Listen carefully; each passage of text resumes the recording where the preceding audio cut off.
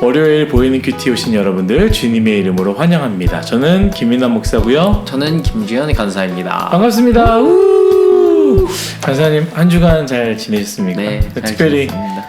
피곤이 좀 많이 풀리셨어요? 네, 다행히 많이 풀렸습니다. 네. 저는 왜 안 풀렸을지 좀 이유가 모르겠습니다. 제가 나이가 많아서 피곤이 덜 풀리는 것 같습니다. 사순절 기간이에요. 네. 우리 간사님은 사순절 어떻게 보내고 있습니까?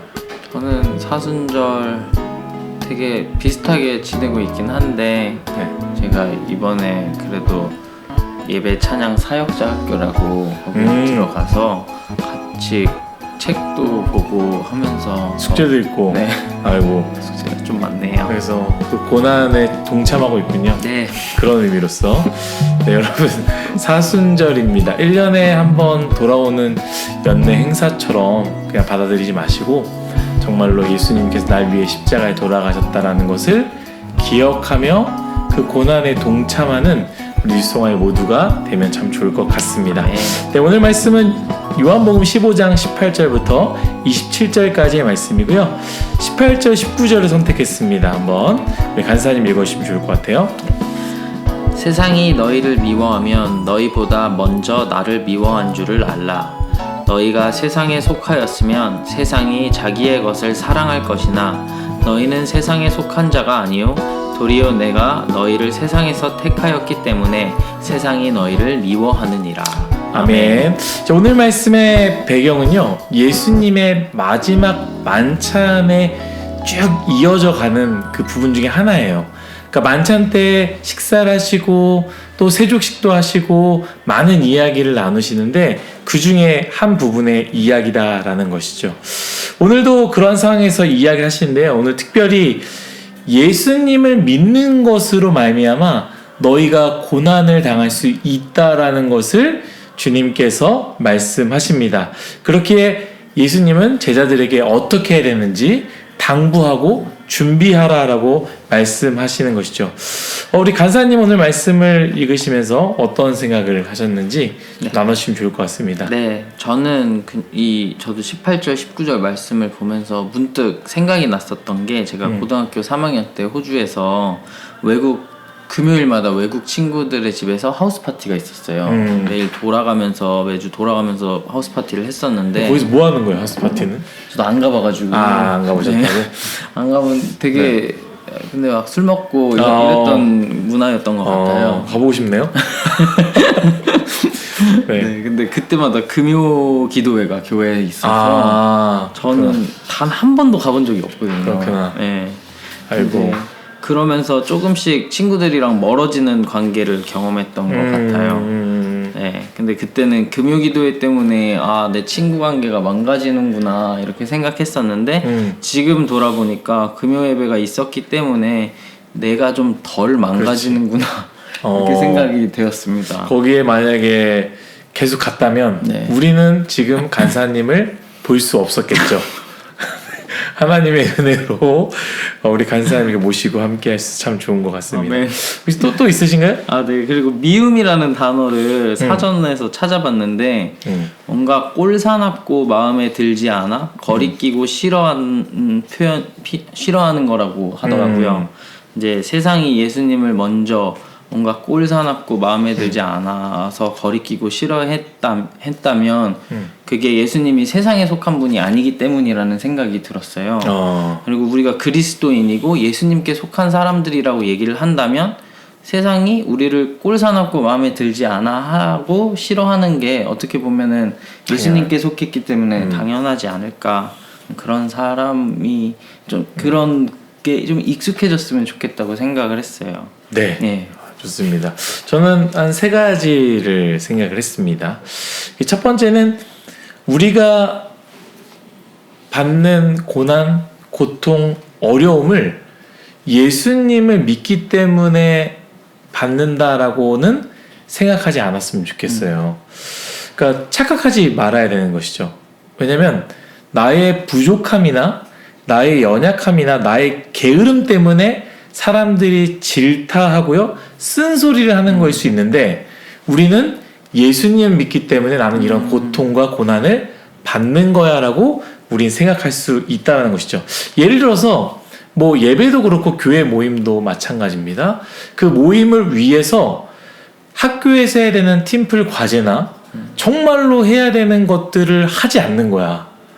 그래놓고서 이제 그 관계가 어려워질 수 있고, 우리 간사님 같은 경우는 그곳이 그런 모임이 아니기 때문에 상관이 없지만, 이게 만약에 그 금요 파티가 아니라 팀플 과제다, 숙제다, 함께 뭔가 도와서 해야 되는 부분인데, 나는 예배 때문에 난 안 갈 거야, 너네가 알아서 해 하고 내 이름만 넣어줘 한다면, 사람들은 그걸 가지고 예수님 믿는 것 때문에 질타하는 게 아니라 저 사람의 게으름과 왜 저렇게 살지? 왜 저렇게 살면서 예수 믿는다고 하지? 오히려 그것 때문에 화를 내거나 우리에게 싫은 소리를 할 수 있다라는 것이죠. 여러분, 어떤 청년은 이런 얘기를 하더라고요. 예배를 자기는 지키기 위해서 당직을 더 선다, 일부러. 그리고 더 일찍 나와서 준비하거나 하기 싫은 걸 제가 할 테니까 대신 저에게 예배 드릴 수 있는 그 시간은 나에게 할애해달라고 이야기했다라고 그런 얘기를 들었습니다. 우리가 그렇게 살아야 되지 않을까라는 생각이 듭니다. 두 번째는요, 불의가 있는 곳에 불의를 동참하지 않으면 고난은 찾아오게 된다라는 것이죠. 쉽게 이야기하자면 그렇습니다. 사람들의 뒷얘기를 하는 곳이야. 뒷담화하는 곳인데 나는 얘기를 하지 않아. 그러면 그 사람들이 그걸 싫어한다는 거죠. 같이 얘기를 해야 되는데 같이 동참하고 맞아 걔 별로야 막 이렇게 얘기를 해야 좋아할 텐데 아무 얘기를 하지 않아. 그러면 사람들이 저 사람 진중해, 누군가의 뒷얘기를 하지 않고 참 괜찮은 사람이야 라고 얘기하지 않고요, 별로다라고 생각하고요, 아예 연락도 하지 않고 왕따를 시키는 것이죠. 한번 그런 일이 있었어요. 나은이가 유치원 때 유치원 아이들 간에서 좀 뭐가 일이 있었나 봐요. 그래서 울고불고 하고, 또 요즘 엄마들 얼마나 극성입니까? 그 얘기를 듣고 엄마들끼리 연합을 해서 선생님이 잘못했다는 식으로 좀 몰아가는 것 같았어요. 그래서 그것을 동참시키기 위해서 우리 와이프한테 전한 거죠. 선생님이 좀 이상하다. 이거 선생님한테 좀 따지려고 하는데 우리 나은이 엄마도 좀 동참했으면 좋겠다 했더니 나은이 엄마가, 제 와이프죠, 저는 그런 걸 별로 끼고 싶지 않다라고 하는 순간 이제 거기 사회에서 이렇게 좀 격리가 되는, 연락이 더 이상 오지 않는 그런 걸 경험했다라고 합니다. 세상은요, 세상의 왕을 섬깁니다. 그 방식대로 살아가요. 노골적으로 죄를 짓거나 품격 있게 죄를 짓거나 용기가 없어서 죄를 못 짓거나 셋 중에 하나거든요. 그런데 거기다 대고 우리가 다르게 살아갈 때 사람들은 불편하거나 미워하거나 좀 꼴사나 보이게 된다라는 것이죠. 자, 마지막 세 번째입니다. 이건 두 번째 연결되는데요. 만약에 내 삶에 고난이 없고 평안하고 늘 행복하다, 그렇다면 우리는 우리의 삶을 돌아봐야 된다라는 것이죠. 우리 청년인 중에 한 명인데요, 연애할 때 당시 남자친구 했던 말이 아직도 기억에 남는다. 아주 머릿속에 탁 박히고 뒤통수를 한 대 딱 맞은 것처럼 느꼈다고 하는데, 어떤 말이었느냐, 남자친구가 이렇게 얘기했대요. 너는 교회를 다니지만 그리스도인 같지 않아서 참 좋다. 너는 교회를 다니지만 그리스도인 같지 않아서 참 좋다라고 이야기를 들었대요. 거기에 충격을 받고 내가 잘 믿어야겠구나 라는 생각을 했다라고 합니다. 어찌 보면 내 삶이 평안하고 평탄하다? 우리의 삶이 그리스도인 같지 않아서일 수 있다라는 것이죠. 교회는 나가고 예배는 드리지만 여전히 세상 사람들과 다르지 않는 삶을 산다면 세상 사람들 웰컴하는 거예요. 함께 가자라고 하는 것이죠. 사랑하는 윗송아 여러분, 여러분들은 어떠한 삶을 살고 있습니까? 혹시 그냥 나의 부지런하지 않는 게으른 모습, 내 욕심으로 인해서 고통을 받고 있는 건 아닌가요? 그런데 예수님 믿는 것 때문에 고통받는 거라 착각하고 있진 않습니까?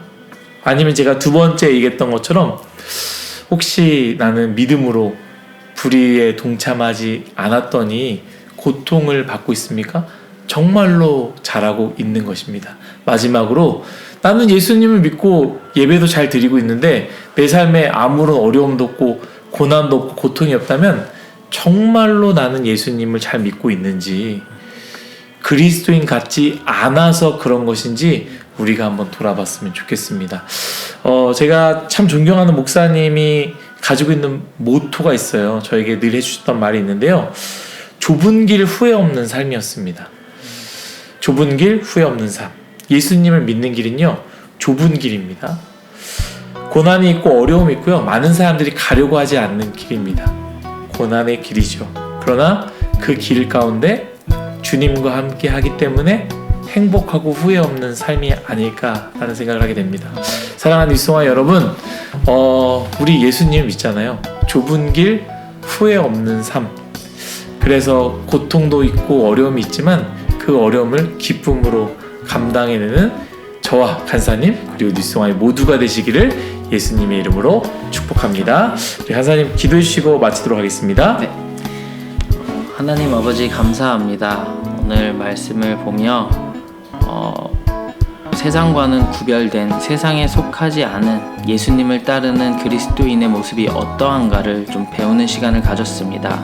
하나님, 이 말씀 붙들고 이번 주 한 주 살아갈 때 남들이 세상이 말하는 그 방식에 나도 똑같이 젖어서 사는 게 아니라 나는 내 중심을 예수 그리스도께 두고 정말 중심 되신 예수님과 함께 동행하며 고난이 와도 기쁨으로 감당해 나아가는 우리 뉴송화의 한 사람 한 사람이 될 수 있도록 인도해 주세요. 아멘. 이번 주 한 주 축복해 주시고 함께 해 주세요. 예수님 이름으로 기도드렸습니다. 아멘. 아멘. 여러분, 월요일 참 피곤하지요. 학교도 가야 되고 이제 또 점점 중간고사를 봐야 될 것 같은 그런 느낌, 또 직장 가운데 어려움이 있겠지만 오늘 하루도 말씀을 붙잡고 승리하시는 저와 여러분 모두가 되었으면 좋겠습니다. 여러분 화이팅입니다. 화이팅!